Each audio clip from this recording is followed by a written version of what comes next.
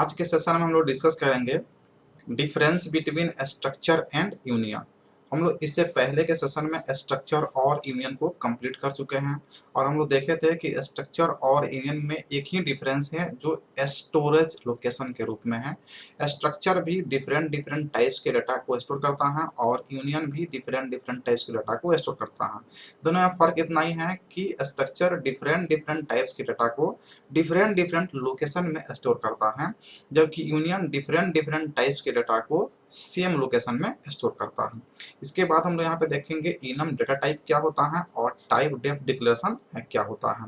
तो ये शुरू करते हैं। सबसे पहले हम लोग स्ट्रक्चर और यूनियन में बेसिक डिफरेंस देखते हैं।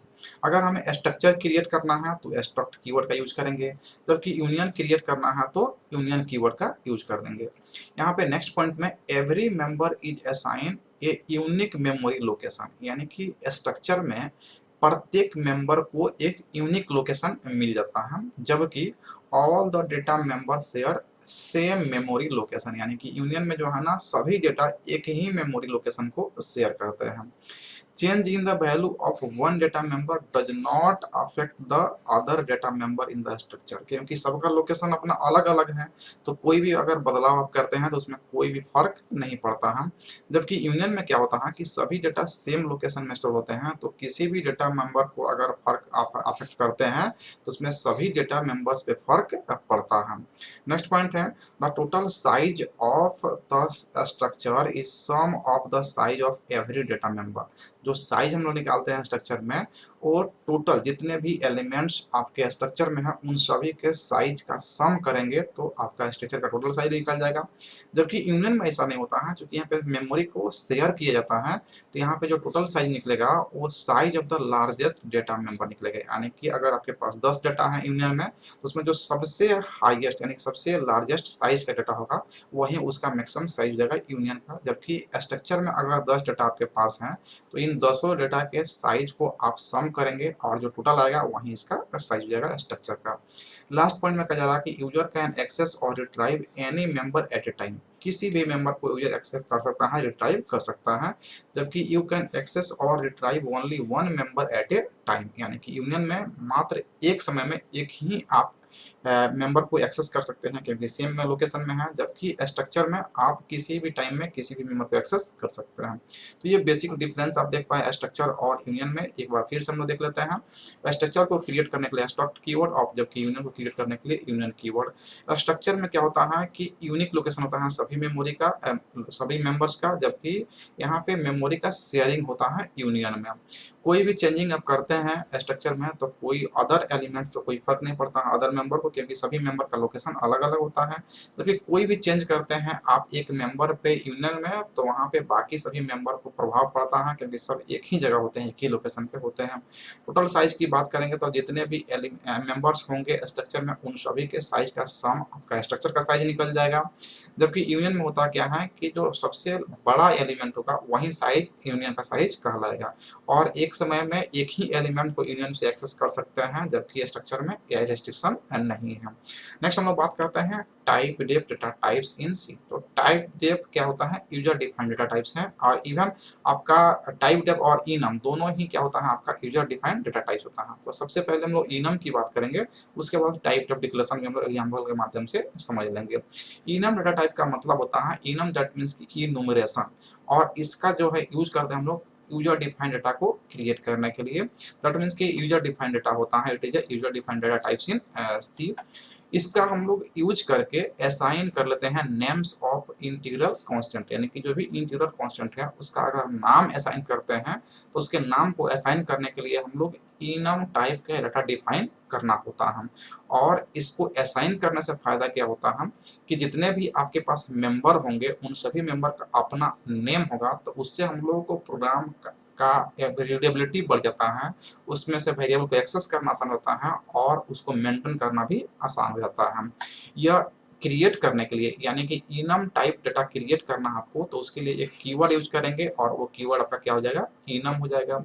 और ये लोकल भी हो सकता है, ग्लोबल भी हो सकता है। लोकल भी यानी कि इनम डेटा टाइप जब क्रिएट करेंगे यानी यूजर डिफाइंड डेटा टाइप होता है इनम, और ये डेटा टाइप आपका लोकल भी हो सकता है और ग्लोबल भी हो सकता है। और एक और फायदा इसमें क्या है कि अगर आप अपने डेटा टाइप का नेम देते हैं और उसका वैल्यू इंटीग्रल कांस्टेंट अगर आप बाय डिफॉल्ट अगर नहीं आप क्रिएट करते हैं, अगर नहीं असाइन करते हैं, तो कंपाइलर जो है ना ऑटोमेटिकली जो है ना वैल्यू असाइन कर लेता है बाय डिफॉल्ट। कैसे असाइन करता है उसको हम देखते हैं। एक सिंटेक्स सबसे पहले इसका समझते हैं। सिंटेक्स में क्या है, आपको इनम का वेरिएबल क्रिएट करना है, तो उसके लिए आप इनम कीवर्ड का यूज करेंगे। एग्जांपल में देखेंगे तो इस तरह से इनम कीवर्ड है और वीक डेज है जिसमें Monday, Tuesday, Wednesday, Thursday, Friday, Saturday हो जाएगा। अब यहाँ पे क्या होता है कि इसके वैल्यू को अगर आप असाइन मंडे के वैल्यू मान लेते हैं हम 1 देते हैं, तो ऑटोमेटिकली कंपाइलर ट्यूसडे का वैल्यू अगर मंडे का हम 1 दिए तो ट्यूसडे का ऑटोमेटिकली वो 2 असाइन कर लेगा, वेडनेसडे को 3, इसको 4, इसको 5, इसको 6 और इसको 7। अगर हम वैल्यू असाइन किए तब ये एक वैल्यू हम असाइन करेंगे, नेक्स्ट वैल्यू ऑटोमेटिकली जो है ना अपना कंपाइलर ऑटोमेटिकली असाइन कर लेता है। लेकिन हम इन सभी वैल्यू को नहीं दिए हैं, हम देना भूल गए या असाइन नहीं किए, तो कंपाइलर जो है ना ऑटोमेटिकली जो है ना यहाँ पे बाय डिफॉल्ट 0 से स्टार्ट करेगा, 1 2 3 4 5 6 इस तरह से वैल्यू जो है ना असाइन कर देगा। तो इसका जो है ना ऑटोमेटिक असाइनमेंट होता है। जैसे हम लोग का जेंडर क्रिएट करना है, इनम टाइप का वेरिएबल, तो मेल फीमेल में आपका जो है ना इनम कीवर्ड का आप यूज कर लेंगे। अब यहाँ से जो क्वेश्चन पूछेंगे, पूछा जाएगा आपको इनम डेटा टाइप या टाइप डिक्लेरेशन, तो ये शॉर्ट नोट्स में डिफाइन करने के लिए पूछा जाएगा। तो आपको क्या लिखना है, इनम का फुल फॉर्म हो गया इनुमरेशन। ये यूजर डिफाइंड डेटा टाइप्स होता है, इसका यूज करके हम लोग इंटीजर कांस्टेंट के नाम को असाइन करते हैं, जिससे हमारे प्रोग्राम का रीडेबिलिटी बढ़ जाता है, प्रोग्राम आसान होता है और उसको मेंटेन करना भी इजी हो जाता है। इनम डेटा टाइप क्रिएट करने के लिए इनम वेरिएबल को, इनम कीवर्ड का हम लोग यूज करते हैं और ये लोकल और ग्लोबल दोनों में से कोई भी हो सकता है। कंपाइलर बाय डिफॉल्ट ऑटोमेटिकली इस वैल्यू को असाइन भी कर लेता है और इसका सिंटैक्स हो गया, ये एग्जांपल हो गया। नेक्स्ट हम लोग बात करते हैं टाइप डेफ डिक्लेरेशन का। ये भी क्या होता है, यूजर डिफाइंड डेटा टाइप होता है। जिस तरह से आपका जो है ना इनम है, ठीक उसी प्रकार से ये भी है। अब दोनों में क्या होता है, एक कीवर्ड है इस तरह के डेटा टाइप को असाइन करने के लिए। इनम डेटा टाइप बनाते हैं तो इनम कीवर्ड का यूज करते हैं, जबकि टाइप डेफ डेटा डिक्लेरेशन करते हैं तो यहाँ पे कीवर्ड टाइप डेफ है। फर्स्ट पॉइंट में कहा जा रहा है कि टाइप डेफ क्या होता है, एक कीवर्ड है जिसका यूज करके हम लोग सी में क्रिएट कर लेते हैं डुप्लीकेट नेम। कोई भी आप वेरिएबल यूजर डिफाइन करते हैं तो उसका अगर डुप्लीकेट नेम आपको बनाना है तो उसके लिए टाइप डेफ डिक्लेरेशन करना होता है। इससे होता क्या है ना कि हम लोग जो है ना अदर वे में किसी अदर तरीके से भी किसी भी वेरिएबल के वैल्यू को एक्सेस कर लेते हैं दूसरे नाम से, और डुप्लीकेट नाम या सिनोनिम्स को ही हम लोग आलियास नाम से कहते हैं। जहाँ भी डुप्लीकेट नाम या सिनोनिम्स की बात है तो उसको हम लोग क्या बोलते हैं, आलियास नेम बोलते हैं। नेक्स्ट पॉइंट है, it is use to give a name to your user defined data types, यानी कि इसका यूज करके हम लोग यूजर डिफाइंड डेटा टाइप्स के नेम को प्रोवाइड कर सकते हैं। और ये भी क्या होता है कि आपका लोकल और ग्लोबल दोनों हो सकता है। It creates synonyms for existing types to access in other way, यानी कि इसका यूज करके हम लोग सिनोनिम्स, किसी भी वेरिएबल का सिनोनिम्स क्रिएट कर लेते हैं जिसको हम लोग अदर तरीके से जो है ना एक्सेस कर लेते हैं। अगर इसका एग्जांपल देखेंगे सिंटेक्स में, तो सिंटेक्स बनाने के लिए आपको एक कीवर्ड यूज करना पड़ेगा जिसका नाम होगा टाइप डेफ, उसके बाद में आपका डेटा टाइप्स होगा, उसके बाद में आलियास नेम, दैट मींस कि डुप्लीकेट नाम हम लोग क्रिएट कर रहे हैं। यहाँ पे टाइप डेफ, यहाँ पे कीवर्ड हो गया, इंटीजर डेटा टाइप हो गया और माई इंट क्या हो गया, इसका आलियास नेम हो गया। एक एग्जांपल लेके समझते हैं हम लोग, जैसे यहाँ पे वॉइड मेन प्रोग्राम हो गया। यहाँ पे हम लोग एक वेरिएबल क्रिएट किए हैं जिसका नाम क्या है, माई इंट, और ये किस टाइप का है, तो इंटीजर टाइप का है। अब यहाँ पे देखेंगे, यहाँ पे a equal to 10, b equal to 20 और यहाँ पे c, ये तीनों किस टाइप का वेरिएबल है, तो माई इंट टाइप का है। माई इंट टाइप का है, ये इंटीजर टाइप का नहीं है, माई इंट टाइप का है।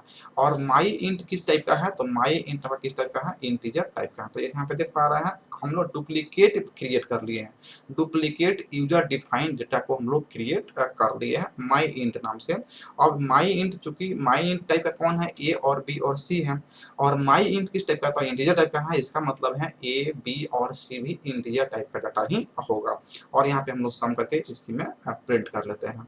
तो इस तरह से क्वेश्चन अगर आपको डिफाइन करने के लिए शॉर्ट नोट्स में दिया जाएगा तो आप इस डिफिनेशन का यूज कर सकते हैं, जिसमें आप कह सकते हैं कि टाइप डेफ एक कीवर्ड है और इसका यूज करके हम लोग यूजर डिफाइंड डेटा टाइप्स का डुप्लीकेट नेम, सिनोनिम्स क्रिएट करते हैं जिसे आलियास नेम भी कहा जाता है।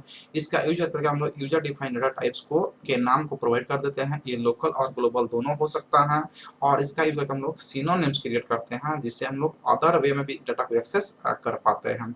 एग्जाम्पल में आप इसको देख सकते हैं कि यहाँ पे हम लोग कैसे अदर वे में एक्सेस करते हैं। यहाँ पे नाम डिफाइन किए टाइप डेफ से और इसका यूज यहाँ पे हम लोग कर लिए।